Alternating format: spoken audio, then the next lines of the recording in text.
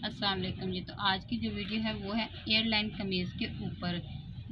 इसके आज हम बेसिक पॉइंट भी जानेंगे कि एयरलाइन कमीज़ और सिंपल कमीज़ में क्या फ़र्क रहता है।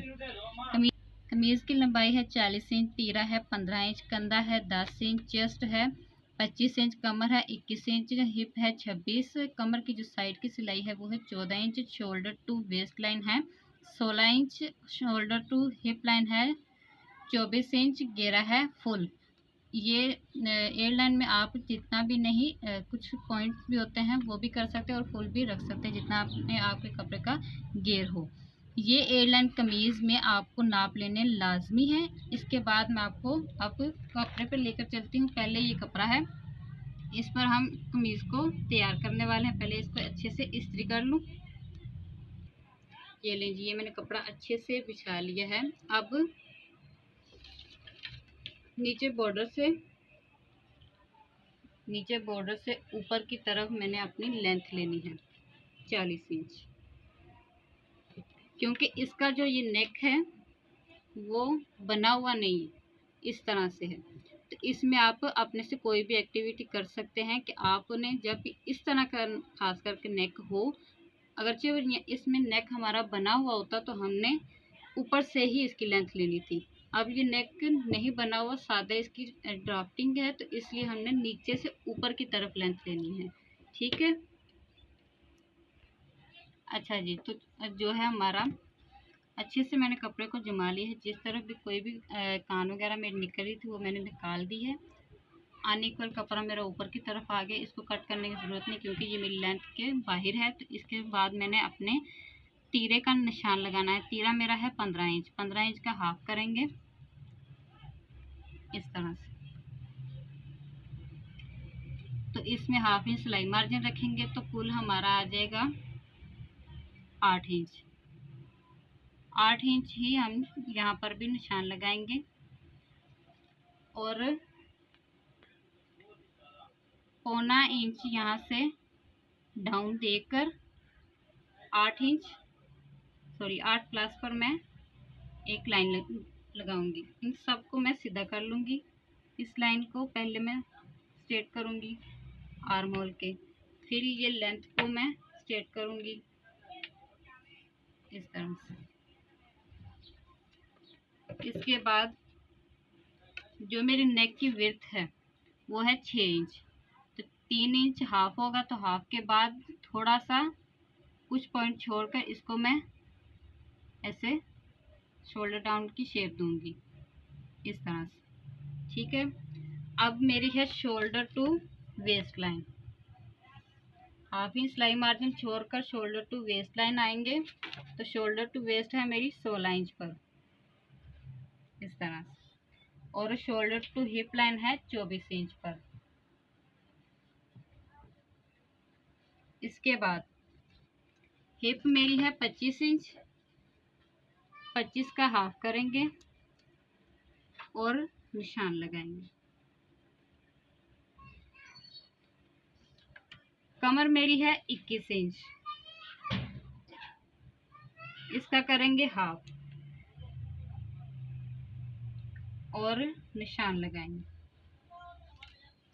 हिप मेरी है 26 इंच, हाफ करेंगे और निशान लगा देंगे इस तरह से।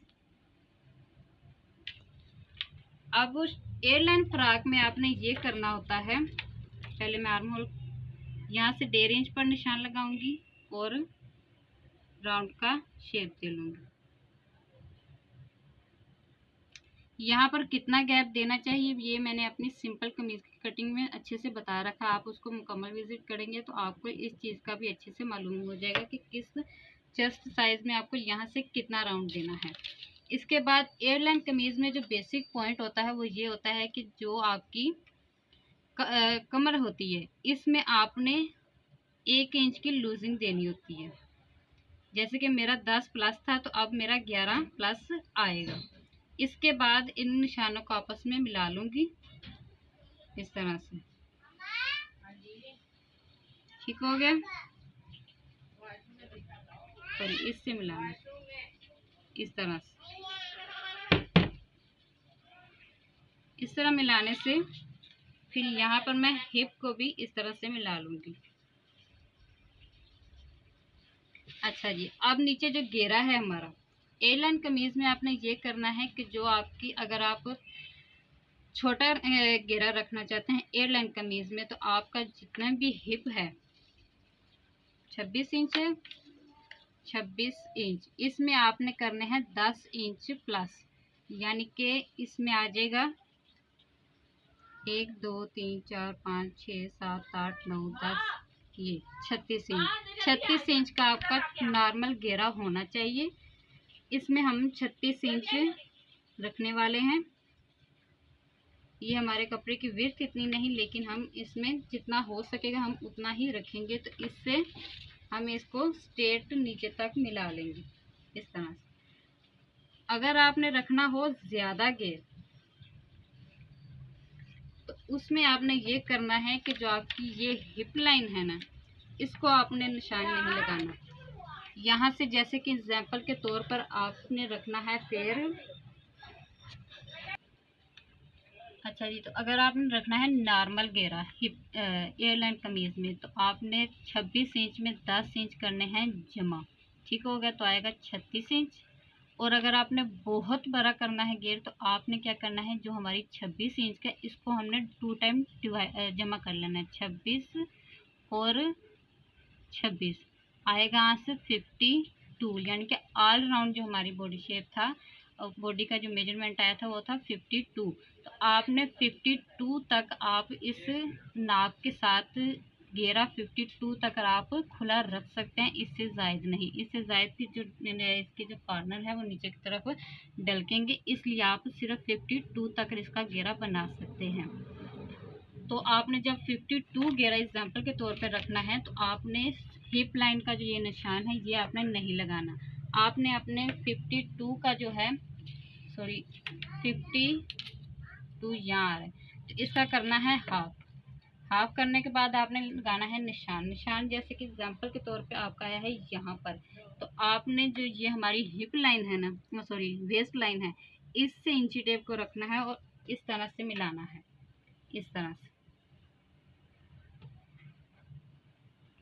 इस तरह से मिलाना है। जब आप इस तरह से मिलाएंगे तो आपने अपनी हिप लाइन की जो फिटिंग है वो नहीं रखनी, आपने इसको सीधा ही ऐसे लेकर जाना है। तो आपने अपनी शोल्डर टू वेस्ट लाइन का एक निशान ज़रूर लगाना है।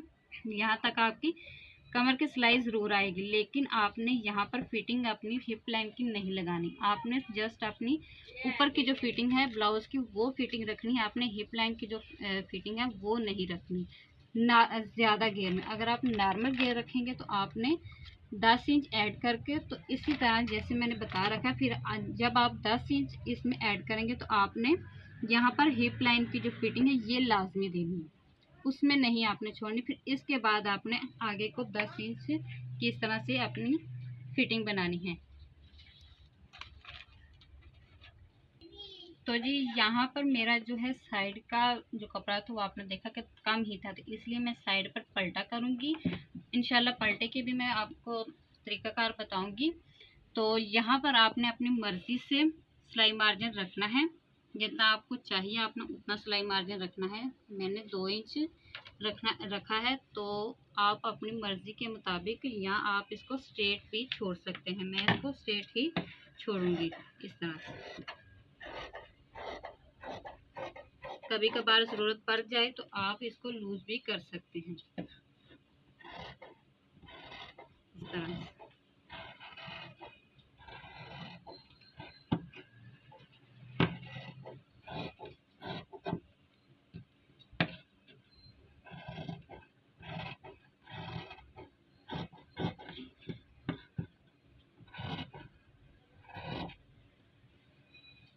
दरमियान का कट लगाएंगे, एक कट यहाँ पर लगाएंगे, एक कट यहाँ पर लगाएंगे वेस्ट लाइन का, एक हम हिप लाइन का लगाएंगे,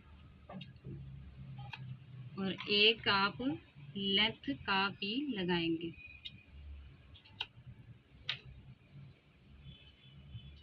और फ्रंट आर्म होल की कटिंग करेंगे।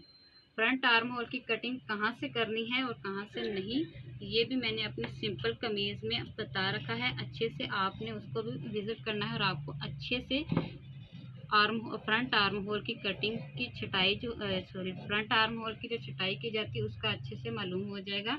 तो इसी के साथ आज का जो टॉपिक है मेरा कंप्लीट होता है।